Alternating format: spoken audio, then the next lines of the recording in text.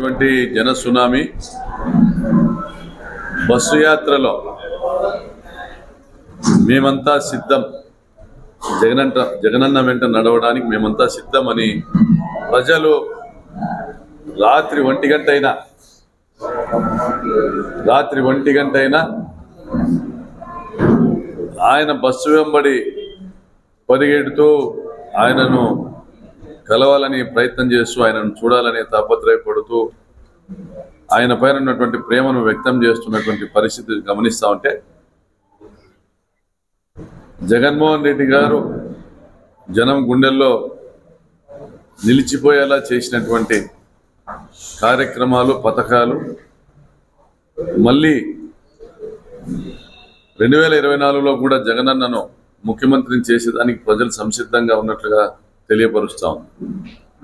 కడప జిల్లా కావచ్చు, కర్నూలు జిల్లా కావచ్చు, అనంతపురం జిల్లా కావచ్చు, జనమంతా జగనన్న వెంటే. మరోవైపు ప్రజలకు మంచి చేసి ఓట్లు అడిగేటువంటి పరిస్థితి లేని చంద్రబాబు నాయుడు గారు చెప్పుకోవడానికి చేసిన మంచి ఏమీ లేక వైఎస్ఆర్ కాంగ్రెస్ పార్టీ ఎమ్మెల్యే అభ్యర్థుల పైన తప్పుడు ప్రచారాలు చేస్తూ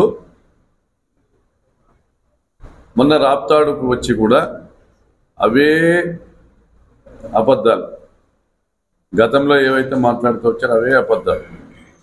వారి హయాంలో 14 సంవత్సరాలుగా ఆయన ముఖ్యమంత్రిగా ఉండి 25 సంవత్సరాలుగా పరిటాల సునీత ఎమ్మెల్యేగా, మంత్రిగా, పరిటాల రవీంద్ర ఎమ్మెల్యేగా, మంత్రిగా ఉండి కూడా ఏవైతే చేయలేకపోయిన అభివృద్ధి ఉందో అవన్నీ కూడా మేము చేస్తూ ఉంటే, మేము వచ్చిన తర్వాత ఈ అభివృద్ధిని కొనసాగిస్తామని చెప్పుకోవడం తప్ప వారికి వేరే గత్యంతరం లేని పరిస్థితి కనపడుతుంది. 3000 మంది పైన కేసులు పెట్టినాడు తోపుదుర్తి ప్రకాష్ రెడ్డిని పరిటాల మాట్లాడుతూ ఉంది. 30 మంది మీద 30 కేసులు, కనీసం 30 కేసులు ఎక్కడైనా రిజిస్టర్ అయి ఉన్నా, మేము పెట్టిన అక్రమ కేసులు ఏవైనా 30 కేసులు రిజిస్టర్ అయినా కూడా ప్రజా కోర్టులో తేల్చుకుందాం. 3000 కేసులు పెట్టారనేసి తప్పుడు కూతలు పూస్తా ఉన్న పరిటాల సునీత, నీ ప్రచార కార్యక్రమంలో కూడా ప్రజల్ని రెచ్చగొట్టి ఈ నియోజకవర్గాన్ని వర్గాలుగా విడదీసేటువంటి ప్రయత్నం చేస్తున్నావు. మేము అధికారం లేకొస్తే వాలంటీర్ల సంగతి చూస్తామంటావు, వైఎస్ఆర్ కాంగ్రెస్ పార్టీ నాయకులను ఊర్లో వదిలిస్తామంటావు,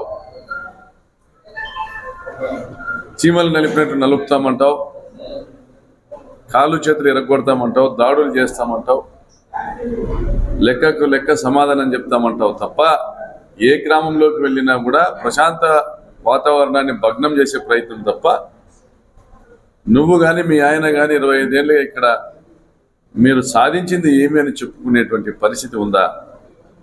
ఎంతసేపు ఫ్యాక్షన్ను ప్రోత్సహించడము, వర్గాలుగా ప్రజలను విడదీసే ప్రయత్నం చేయడము, ఆ విడిపోయిన వర్గాలతో ఓట్లు వేయించుకునేటువంటి పాత సంప్రదాయమే పాటిస్తానో తప్ప ఈ నియోజకవర్గానికి మీరు చేసిన మంచి ఏమీ, లేకపోతే చేయబోయే మంచి ఏమనేది ఎక్కడైనా చెప్పుకోగలుగుతున్నావా? ప్రజలు ఇది గమనిస్తూ ఉన్నారు. ప్రజలు ప్రశాంతత కోరుకుంటా ఉన్నారు, సంక్షేమం కోరుకుంటా ఉన్నారు, అభివృద్ధి కోరుకుంటా ఉన్నారు.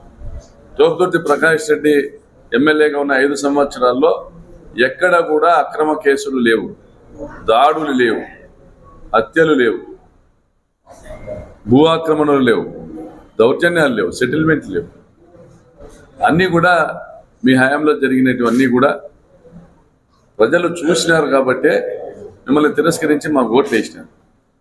మరి ఇటువంటి పరిస్థితుల్లో రాప్తాడులో మీరు గెలవలేరని తెలుసుకున్నాడు కాబట్టి చంద్రబాబు నాయుడు కూడా ఆయన కూడా మన ఒక విఫలమైనటువంటి పబ్లిక్ మీటింగ్, తెలుగుదేశం పార్టీ ఏర్పాటు చేసిన మీటింగ్లో, చంద్రబాబు నాయుడు మీటింగ్లో జనాలే లేరు. ఆయన కూడా ఏదో చదువుకుంటూ పోవడము, అబద్ధాలు వల్ల వేసుకుంటూ పోవడము తప్ప ఒక మాజీ ముఖ్యమంత్రిగా ఆయన స్థాయికి తగ్గట్టుగా ఆయన మాట్లాడింది. మరి రాష్ట్ర వ్యాప్తంగా Telugu Desam party down trend start అయింది. రాప్తాడు సిద్ధం సభ కొట్టిన దెబ్బకు రాష్ట్ర తెలుగుదేశం పార్టీ గిజగిజలాడుతూ ఉంది, గజగజ వణుకుతా ఉంది. అదేవిధంగా మీరు బీజేపీతో జతకట్టి మీరు ఓట్లు నష్టపోయేదానికి సిద్ధపడ్డారు తప్ప ఓట్లు నష్టపోతూ బీజేపీతో బంధం ఉంటే చాలనుకుంటున్నారు తప్ప నిజంగా గెలవాలనేటువంటి ప్రయత్నం కూడా మీరు చేయట్లే. ఇక్కడ చంద్రబాబు నాయుడు గారి ఎజెండా అంతా కూడా టికెట్లు అమ్ముకోవాలా, ఓ 2,000 కోట్ల రూపాయలు కలెక్ట్ చేసుకోవాలా, దాన్ని బీజేపీ పెద్దలకు ఇచ్చి కేసులు మాఫీ చేసుకోవాలి. ఈ జిల్లాలో అనంతపురం జిల్లాలో ఎన్నడూ పార్టీ జెండా మోయని వాళ్ళందరినీ కూడా తీసుకుని వచ్చి వాళ్ళకి టికెట్లు ఇచ్చి వాళ్ళ దగ్గర 100 కోట్ల రూపాయలు కలెక్ట్ చేస్తాను. టీడీపీ అంటే టికెట్స్ డబ్బులకు పంచుకునే పార్టీగా దాన్ని పేరును మారుస్తా ఉన్నాం. మరి ఇదే తెలుగుదేశం పార్టీకి సంబంధించి 40 సంవత్సరాలుగా ఈ పార్టీకి పనిచేసినటువంటి నాయకులు గత ఎన్నికల్లో కళ్యాణదుర్గంలో టీడీపీకి అభ్యర్థిగా పోటీ చేసి ఓడిపోయినటువంటి ఉమామహేశ్వర్ నాయుడు కూడా మా జగనన్న విధానాలు నచ్చి మా ప్రభుత్వము ప్రజాబలము కలిగిన నాయకులను గుర్తించడం చూసి